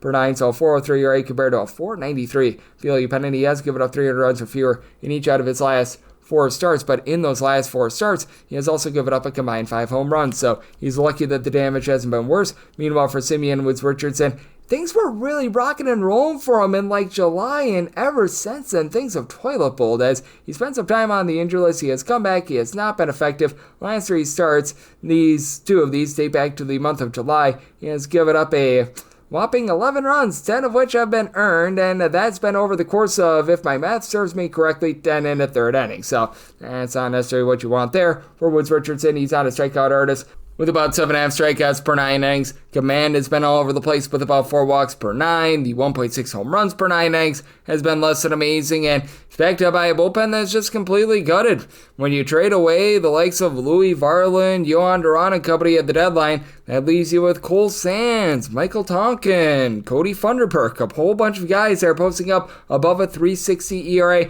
They've actually gotten some relatively good production out of Erasmo Ramirez when they've utilized him, but I mean, this is a bullpen that has fallen on some tough times. But you've also got a Chicago White Sox bullpen that has seen Tyler Gilbert just completely poop the bed recently. The short guys have not been good for the team. The long guys, like a Mike Vasil, has been able to give you about a 250 ERA. They were getting good production out of Dan Altavilla, but he hits the injured list. Tyler Alexander is starting to slide away. His ERA is back above a 380. Jordan Leisure, Brandon Eiser, they're above a 4 with regards to their ERA. But all of a sudden, this has been a White Sox team that ever since the All-Star break, they've actually been a sneaky good offense. This is a bunch that is currently, since the All-Star break, in the top 8 in terms of run production. Now, I do not think that this is going to be long-lasting. They're still one of the lesser teams in the big leagues with regards to home runs on a per-at-bat basis, as Lennon Sosa has been leading the way. He's actually been able to hit darn near 270, and he's up to 18 home runs. And then you've got a quartet of guys between 14 and 16 home runs. Colson Montgomery, Miguel Vargas, Luis Robert, along with Andrew Benintendi. All these guys are hitting at 238 or lower. Other than Miguel Vargas, all have a 303 on base or less as well. So that's an issue, and Vargas is now on the injury list. So that's not amazing. The catcher spot has actually been great. Edgar Quiero along Kyle Teal. Both of these guys are hitting about a 282, 290. You've been able to get some good production as well. Mike Tauchman, who's been able to give you about a 360 on base. So these guys have been able to move the line. And for the Minnesota Twins, again, they traded away a lot at the trade deadline. But Luke Hackshiel, I always have a tough time saying that name, but I know he's giving you 400 on base right now. He's been highly productive in terms of getting on, which has been needed, because with the Minnesota Twins, you still have some pop in this lineup. Matt Wallner is up to 20 home runs. Trevor Larnach, 16 bombs. Brooks Lee, 14 home runs. With Lee and Larnach both hitting between about 245 to 255. Wallner is hitting at 210 with a 315 on base. Cody Clemens, 14 home runs, but is hitting at 211 with a 281 on base. Brian Buxton has been the main constant, 333 on base, 29 home runs. And then Royce Lewis has been much better recently, but I mean, it's too little too late for him. If you take a look at him over the last 30 days, he's actually been able to connect for like 4 home runs in his last 95 at-bats, but still hitting just a 202 in that time span as well. So very interesting spot. I do think that the Twins find a way to get to Davis Martin. I do think that you're going to be able to get some scoring in this game. I did set my total at an 8.6. Now, at the 9, I think that we've gone a scotch too far, as I think that Woods Richardson rounds into a little bit of better form, and Minnesota's still a little bit more of a pitcher's ballpark, starting to get cold out there in the Midwest, so looking at the under, and I'm going to be willing to take a shot on the Twins on the money line. 967, 968 on the card. The Yankees are on the road against the Houston Astros. Framber Valdez is on the bump for the Astros, and Max Fried goes for the Yankees. 7.5 is the total. Over and under both at -110, and the Yankees between -110 to -115 favorites, and between even money to -105 is that number on Houston, and set the Astros at a -118. I'm going to be willing to roll with it for Framber Valdez and Max Fried. Both of these guys have fallen on some tough times. For Max Fried, if you look at the overall season numbers, he has been a very rock-solid pitcher. As right now, he's given up only about 0.7 home runs and 2.3 walks per 9 innings at 3.06 ERA, but at least 4 runs allowed in 6 out of his last 8 starts. Framber Valdez, 4+ runs allowed in 4 out of his last 5 starts, but 0.5 home runs, 3.1 walks allowed per 9 innings. But Framber Valdez has been a beast at home. A 1.70 ERA, 0.4 home runs allowed per 9 innings. He has been darn near unhittable when he's been in Houston, and most of his starts in this, shall we say, rough patch have come when he has been on the road. He has still been very consistently good when he has been at home. And for the Astros, I do feel like things are starting to turn around with regards to this offense. You've got Jeremy Pena back after he's dealt with a lot of injury. He's up to over a 300 average. He's been able to give you a double-figure amount of homers. Jordan Alvarez is now back in the lineup as well. 345 on base overall for the season. Very small sample size, so you don't have a lot of home runs, but he's going to be able to give this team some pop. Jose Altuve, 340 on base. He's been able to give you about 24 home runs. Carlos Correa has been hitting ever since he comes over to Houston. Christian Walker, he's giving you over 20 home runs, and Yanier Diaz needs to give you better than a 284 on base, but he and Walker both had 18+ home runs. So, I mean, it's a lineup that I really like what I'm starting to see there for the New York Yankees. Obviously, you've got so many fearsome bats in this lineup, as you've got on any given day, sometimes you can have all but one player with at least 16 home runs in the starting lineup, and typically that's Paul Goldschmidt, who's the outlier. You got Aaron Judge up to 43 bombs, sitting for about a 443 on base, and then we've seen a trio of guys in Trent Grisham, Jazz Chisholm, Cody Bellinger really step up and be able to provide support with 26 to 28 home runs apiece. Chisholm has been able to give you 25 stolen bags, and he's been able to give you about a 340 on base, and really all three of these guys are giving you above a 335 on base. And I've liked what I've seen out of Ben Rice recently as well, but Austin Wells and Anthony Volpe, even though these two guys have 19 home runs apiece, they're both hitting a 210 with less than a 275 on base. John Carlos Stanton has been rock solid, a home run every 10 at bats, 375 on base, but you always have to have your issues with this Yankees bullpen as well, albeit Camilo Duvall has been looking a little bit better recently, but the two guys that they picked up, Kamal and David Bednar, has been by far the better of the two. You've had Fernando Cruz come off the injury list, sub 275 ERA, and Luke Weaver is starting to look like the Luke Weaver that we all know and love, but when you trot out there the likes of Mark Leiter Jr. and company, Jonathan Wise get out at the injured list, that's a bit of an issue. And for the Astros, certainly they're dealing with their issues in terms of the bullpen as well, because Josh Hader's right now out with an injury, Bennett Sosa is as well, but you've got the Bryans, Brian King, Brian Abreu, Steven Okert, guys like this who've been able to supply a sub 325 ERA. And I do think that Framber Valdez goes out there and dominates, and I do like the fact that they get Alvarez back in the lineup to be able to get to a guy in Max Fried that just has struggled recently. I set my total at 7.6, here the 7.5. I like the over, and for the Astros, one to go up to a -117 on the money line. 969, 970 on the card. The New York Mets are on the road against the Detroit Tigers. Sawyer Gibson Long gets a start for Detroit, and Nolan McLean is on the bump for the New York Mets. Most places have this off the board because for the Tigers, it was TBD for the longest time. Right now, the lone opener I'm seeing is over at FanDuel, -130 on the Mets, +110 on the Tigers. In half is the total. The over is -105, and the under is -115. And I did set the Tigers at a +108. I am going to be willing to take a shot on them at a +110 or greater. Now, McLean has really impressed me. Like, this guy was tremendous when he was pitching at the AA and AAA level for the New York Mets. His strikeout stuff is clearly there. He's been getting 9.3 strikeouts per 9 innings. He's only allowing 1.8 walks per 9. Did allow a few walks at the minor league level, but I'm not overly concerned there. I don't think a 0.89 ERA with 2 runs allowed in 3 starts is necessarily sustainable, though. And he does go up against a Detroit Tigers team that is one of the best, 1 through 9 lineups in all of baseball, because you do have a pair of guys that are very fearsome with regards to their power. Spencer Torkelson, along with Riley Green, a combined 60 home runs thus far this season, and Torkelson, on any given day, might be the only guy in the starting lineup hitting below a 255. Sub sometimes you trot out there someone like an Andy Ibanez, Trey Sweeney, but the bulk of their guys are hitting a 255 or greater, and many of them have between, we're going to call it about 11 to 14 home runs. Gleyber Torres, Javi Baez, Dylan Dingler. So these guys have all been able to do a solid job there, but you've also been able to get some good production out of Kerry Carpenter, who's been able to give you 20-plus home runs, and for the Detroit Tigers, I do think that they're going to be able to find a way to get to him, and a Mets bullpen that just is not great right now. Ryan Stanek, he's rocking above a 5 ERA. Ryan Elsley just continues to give up runs. We saw once again yesterday. They had to use up Edwin Diaz yesterday. He, Brooks Raley, Tyler Rogers are all posting up a sub-225 ERA. All these guys got used up for a double-figure amount of pitches yesterday, so that's a little bit of an issue for the Tigers. Their bullpen has not been great. They are in the bottom 6 in the big leagues in terms of ERA since the beginning of the month of June. Rafael Montero has been more like Rafael Montero Bull. Brennan Ennefe, along with Will Vest, Troy Milton, everybody will give you sub-325 ERA, but Milton got used yesterday. Hennefy did as well, so that's a little bit of an issue for this team. So you've got a pair of teams that are very gutted with regards to their bullpen. And for the Mets, you've got a quartet of guys who are right now giving you at least 20 home runs. Brandon Nimmo, 260 average, 330 on base, 20 bombs. Pete Alonso's up to a 345 on base, over 25 home runs. Juan Soto with a grand slam. He's up to 36 home runs at a 400 on base. He's starting to live up to that contract. And Francisco Lindor has looked a lot better ever since he was dealing with a lower body injury towards the summer months. And to the credit of the bottom of the lineup, Mark Vientos, Brett Beatty, Jeff McNeil, all hitting above a 240. All give you at least 13 home runs. They've been better, but the catcher spot with Lewis Torrance has been an issue. Cedric Mullins isn't necessarily giving you a whole heck of a lot either. And for Sawyer Gibson Long, I do think that there's a little bit of upside with him. Prior to him getting injured towards the back half of the 2023 campaign, he had a cup of coffee at the big leagues at 2023, and he was looking relatively good. He then has to get sent down to the minor league level. He was dealing with some major surgery in his small sample size at the big leagues this year. 25 total innings, 4.32 ERA. Swing and miss stuff has been down with about 7.2 strikeouts per 9 innings, but he's been able to keep the walks on as well. He's only given up about 1.4 walks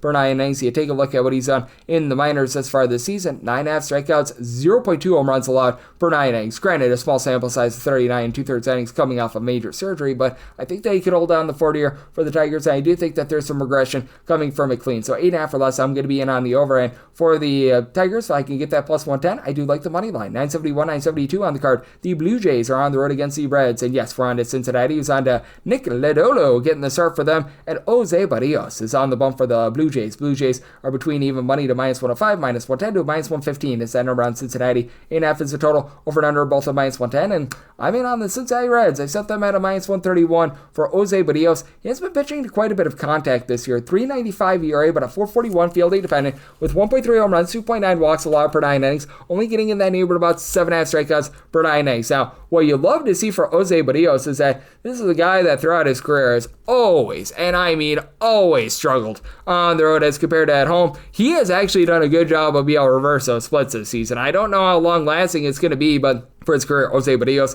more than 0.8 points higher on his ERA on the road rather than at home, but this season he's been able to have a little bit of a turnaround as it feels like Toronto's just playing very much hitters as far this season. But that said, a 3.43 road ERA compared to a 4.50 home ERA, albeit he's actually giving up more home runs per 9 innings when he is on the road. And for Nick Lodolo, he's actually down with his strikeouts. It's been a career low for him in terms of strikeouts per 9 rate at 8.7, but 1.7 walks per 9 innings, 1.1 home runs per 9. Spent quite a bit of time on the injury list. This is his second start back. First start out, does give up 4 runs against the LA Dodgers on the road. Very forgivable. I think that he's going to be able to be back in good form against a Toronto Blue Jays team that they're averaging 5.2 to 5.3 runs per game at home, more like 4.5 runs per game away from home. Now, they were able to get to Emilio Pagan yesterday. This is why on the podcast I keep telling you, Emilio Pagan, even though he's got a good ERA, he gives up a lot of home runs because he did so yesterday. So that proved me right. Thank you. But that said, we still got the Reds money line, and you got Tony Santillan, who's able to give you a sub-275 ERA, and then the middle guys have been solid, like Pagan, Scott Barlow, Luis May, posting up between about a 3.25 to a 3.45 ERA. Graham Ashcraft as a long guy, more around about a 3.70, so it's been a little bit up down all around for he and Brent Suter. But for the Reds, even though you don't necessarily have that fearsome bat, you don't have a single guy that gives you 20 home runs right now. Elliot De La Cruz is your main threat, 19 home runs, 32 stolen bags, 340 on base, but he's been stuck on 19 home runs for quite some time. You don't have Spencer Steer Steer give you 17 home runs. You've got a quartet of guys between 12 and 10 home runs, with McLean at 13 home runs to throw him in there. Austin Hayes, Davoli, Marte, and TJ Friedel. And Marte has been able to hit about a 290. Friedel's give you about a 370 on base. Had a big hit yesterday. Gavin Lux give you about a 355 on base. So lots of guys that, even though they don't have a ton of power, they find a way to move the line, get on base. And for the Blue Jays, the power has been increasing with darn near every single week this season. George Springer, 24 bombs with a 390 on base. Vlad Guerrero Jr. has been a little bit inconsistent recently with the power, but still give you a 380 on base with 21 home runs. And then Bo Bichette, Addison Barger, 17, 18 home runs apiece. Barger hitting a 250, Bichette hitting above a 300, and then you don't get really a lot of average out of Dalton Varsho, but he's giving you a home run every 10.5 at-bats. 16 home runs and earned, 67 at-bats, 228 average, so you'll take that in for the Blue Jays. This is a bullpen that's really starting to fail them. Brandon Little had a rough go of it yesterday. Jeff Hoffman has been terrible. Chad Green has been terrible. Green and Hoffman are both posting up ERAs that are well above a 4. Mason Flo-Hardy has been giving up more than a 4.50 ERA. Uriel Rodriguez has seen things regress, but he, Braden Fisher, Tommy Nance give you a sub-325 ERA. Do think that in the end, Lodolo gives you a good start to be able to get the job done. Did set the Reds at a -131, so like them on the money line and on the over as well. So my total at an 8.8. 973, 974 on the card. The St. Louis Cardinals playoffs to the Athletics. Luis Severino is on the bump for the Athletics, and Miles Michaelis goes for the Cardinals. Cardinals between -110 to a -115 favorites. -105 to +104. That number on the Athletics, 8.5 is the total. Over and under both at -110. And for Severino, I did set him at a +104. I'm seeing that +104 out there. I would take that money line with the Athletics, as Luis Severino, much like many of these Athletics pitchers, has been so different when he's been away from home rather than at home. It's been very wild to see, because typically you find this with pitchers over there at Coors Field. You don't really find it with any other ballpark, but that's the way that Sacramento is playing this far this season. But for Severino, how about a 6.34 ERA at home? At home, he's still only giving up about 1 to 1.1 home runs per 9 innings, but on the road, he's down to about 0.7 home runs per 9 innings and a 3.17 ERA. Even though strikeouts per 9 rate is way down when he's on the road. And for Miles Michaelis, you want to talk about a guy who's down with regards to his strikeouts per 9 rate, that would be Mr. Miles Michaelis, who's pitching to a lot of contact. To his credit, very good start last time out against the Pittsburgh Pirates, but still has given up 3+ runs in 4 out of his last 7 starts. 5.04 ERA, 5 fielding dependent, 1.7 home runs, 2.2 walks allowed per 9 innings, with 5.9 strikeouts per 9 innings, and it's backed up by a Cardinals team that's in the bottom 5 of the big leagues in terms of runs per game ever since the All-Star break. As a matter of fact, bottom 3 in the big leagues, as Wilson Contreras has been the main form of power for this team. He's up to 19 home runs, giving you about a 335 on base, and Lawrence Nootbaar is now hitting at 244, 333 on base, double-figure amount of homers out of him. I like what I've seen out of Alec Burleson. He's been hitting above at 280. He's up to 13+ home runs, but just have a lot of guys in general that are young guns that aren't stepping up. Pedro Paez, Nathan Church, Jordan Walker, the currently injured Victor Scott, Nolan Gorman, all hitting at 229 or lower. You don't have a ton of power outside of Gorman in this lineup, and for Gorman, about a 313 on base. You just expect a little bit more there, so I mean, that's been rough for this team. And for the Cardinals, this is a relatively solid bullpen. You've got the likes of Jojo Romero, Kyle Leahy, Matt Savanson, who've all been able to give you a sub-350 ERA, and for the Athletics, this has been a not-so-great bullpen. Justin Turner is actually down to about a 365 ERA, and then the long guys, Michael Kelly along with Sean Newcomb, they've been able to give you a sub-375 ERA as well, but likes of Tyler Ferguson, Scott McGough, they pick up from the Arizona Diamondbacks. These guys have been all posting up north of 450 ERA, as Waldo Vito, they now have to trot out there as a starter because they have so many injuries with Jacob Lopez and company going down.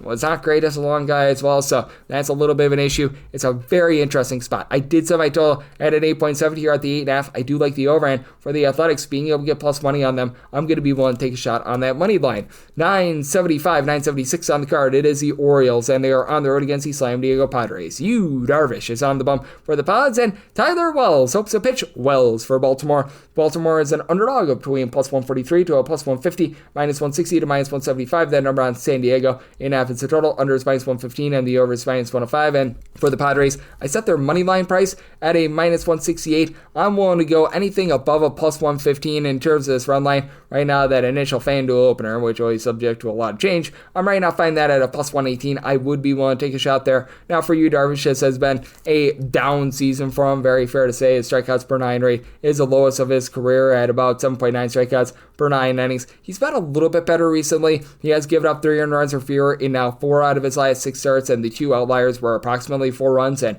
both of those were road starts, but he has given up 1.5 home runs per 9 innings. He started out the year on the injured list. It just feels like he hasn't necessarily gotten fully right yet, but the good news is he does go up against a Orioles team that's in the bottom 2 in the American League in terms of run production when they're away from home, and this is a team that's all sorts of banged up. Adley Rutschman is right now dealing with injury. You've got Jordan Westberg now back on the injured list as well. That's less than tremendous. You've got Samuel Basallo with a team that looks like is going to very much invest in, and he's got 1 home run. He hasn't been hitting for a lot of average. Dylan Beavers has been hitting above 300. He's been great, and Gunnar Henderson, Jackson Holiday, 15 to 16 home runs apiece, with Henderson hitting for about a 350 on base, 280 average. Ryan Mountcastle hits for a 264, but he really doesn't draw any walks whatsoever. And then this Baltimore Orioles bullpen, just all sorts of awful right now. Corbin Martin, Grant Wolfram, Diedrich Enns, guys like this, over a 3.75 ERA. Yennier Cano, don't you know this guy's been posting up north of 4 ERA. And for the San Diego Padres, they are number 1 in all of baseball in terms of their bullpen ERA. Just so many guys are able to trot out there, give you a sub 3.25 ERA. Mason Miller, Adrian Morejon, Jason Adam. These guys have been rock solid now. Juan Peralta, Jeremiah Estrada, been a little bit shaky, but both of these guys still rocking a sub 3.50 ERA. Robert Suarez sometimes has a little bit of difficulty in the back half of games, but he's still been a relatively solid closer overall for the season. Then, with regards to the young gun starter here in Tyler Wells, he was pitching quite well for the Baltimore Orioles a few years ago, but this is going to be his first time gracing a big league mound this season for Tyler Wells. It's always been a little bit of just a process with him in general because he started out in his rookie season being a nice flamethrower, getting a bunch of strikeouts. He was able to do a nice job of not giving up a lot of walks, but has always been prone to hard contact. You look back at his last full season in the big leagues, the 2023 campaign was giving up 1.9 home runs per 9 innings. Only had a 3-start sample size last season, so I'm not going to make too much of that 5.87 ERA. That said, if you take a look at the minor league rehab starts that he's made this season, he's made 6 in total. He's been solid. 8.5 strikeouts per 9 innings, so the strikeout stuff is not amazing, but gave up 1.1 home runs per 9 innings. In his 6 starts, went 25 in the third innings. He did a nice job of being able to build him up. In his last 5 starts, he combined 23 in third innings, so I think that he can go a relatively solid 5, and this Orioles team needs him to because of how bad the bullpen is, but I do think that in the end, the Padres persevere, get the job done. Did something I told at 8.2, so here at the 8.5, I do like the under, and I do like the Padres on the run line, and we're wrap things up with 977, 978 on the card. The Rangers are on the road against the Arizona Diamondbacks, and Nabil Crismet is on the bump for the Snakes, and it's all to be determined on the bump for the Texas Rangers. This is a game that's presently off the board, and right now not even FanDuel has an opener up on this game, but it should be the old piecemeal game for the Rangers. They've been trotting out there a lot of Jacob Latz, along with my guy from Mortonville, Wisconsin, Caleb Bosley. Bosley did pitch on Sunday, but conceivably should be able to come back and give you like 3 innings or so in this game, and as a result, set the Diamondbacks at a minus 106 on the money line, minus 105 or better. Going to be looking at the Snakes plus 107 or better, the Rangers, and then total I set was a 9.1, 9 or less to the over, 9.5 prior to the under. And as much as I love my guy from high school, I remember playing cards with him at study hall. It's been a little bit of a rough year for our good friend of Caleb Bosley. He was probably going to see like 2 innings in this game, I would think, as he's right now rocking a 5.93 ERA, 8 strikeouts per 9 innings. He's fielding independent, actually shows a lot of positivity. A 4 fielding independent. He really doesn't walk a lot of guys, but had that rough outing against the Athletics. That was a little bit of a bad spot for him. You're looking a little bit more to Jacob Latz, so I think that he's going to be your main guy in this game. 3.13 ERA. He already took a no-hitter into the 7th inning against the Baltimore Orioles earlier this season. 8.5 strikeouts per 9 innings. The walks have been high with him, 4 walks per 9 innings, but still has been able to limit the deep ball, give it up to 0.9 home runs per 9 innings. And when he's been the bulk guy, he's been relatively solid for this team. And when they've given him starts, he's actually been relatively good. This is a Rangers bullpen that overall is in the top 8 in the big leagues in terms of bullpen ERA. It's been a little bit up down all around for one of their main closers in Robert Garcia, but he's back down below a 3.50 ERA. Danny Kloon, Phil Matone have been a little bit of letdown since coming over to Texas, but these 2 guys, Sean Armstrong, Hobie Milner, overall for the season have given you a sub 3.50 ERA. And this is a Rangers lineup that is right now just dealing with a lot of injuries, as I know that they've been having Corey Seager out of the lineup on the injured list. You've been dealing with that with Marcus Semien as well, so that's a little bit of an issue. And Adolis Garcia just doesn't really reach base for this team. Gives you some power with 18 home runs, but 237 average, less than a 285 on base. Ezekiel Duran has been about as useful as a poopy flavored lollipop. And 221 with no home runs that's not great, but Kyle Higashioka, he has been very good since the beginning of the month of July, hitting for above a 300. This is a Rangers team that's averaging about 5.2 runs per game since the beginning of the month of July. With all the injuries, I don't know if that's necessarily going to be withstanding. And for the Diamondbacks, top 7 team in terms of runs per game this season, but they're certainly a team that looks different than what they were at the beginning part of the season, because you trade away Eugenio Suarez, you trade away Josh Naylor. That hurts his team quite a bit. But Ketel Marte of the Marte Parte, even though he's been stuck on 23 home runs for quite a while, he's giving you about a 385 on base. Geraldo Perdomo moving the line with about a 380 on base. Jordan Lawler is a young gun that they're going to be looking to give some more help to, as he's a young 23-year-old. I remember he was really good in college. If I'm not mistaken, he was playing for one of those good, like maybe Wake Forest, if my memory serves me correct. Might have been North Carolina. For some reason, I'm thinking Wake Forest, but I remember he was really good in college, and he's been a highly touted prospect, so excited to see him be able to bring a little bit of pop to this lineup, because Tyler Loeffler is not giving it to you. You now get Gabriel Moreno off the injury list. That's going to be able to help them out. Alec Thomas, either here nor there, hitting about a 245 along with Lourdes Gurriel, but Gurriel has been able to give you 16-plus home runs, and then the Diamondbacks bullpen has been just absolutely garbage. Bryce Jarvis, Jake Woodford, Jalen Beeks, Kyle Bacchus, these guys all rocking north of a 4 ERA. They're getting Ryan Thompson off the injury list. That's good. And Andrew Selfrank, John Curtis with 2 S's, both below a 3.60 ERA. And for Nabil Krismet, it's always a case of how deep is he going to be able to go, because for the longest of time, he was more of a bulk guy with the San Diego Padres. I always liked Nabil Krismet as well. And overall for the season, in his small sample size, it's been relatively good here for this bunch, as he has made 3 total appearances. Not necessarily a strikeout artist, never has been. 11 strikeouts in 14 2/3 innings, but he's not hurt himself. He's given up 5 walks and 1 home run in 14 2/3 innings.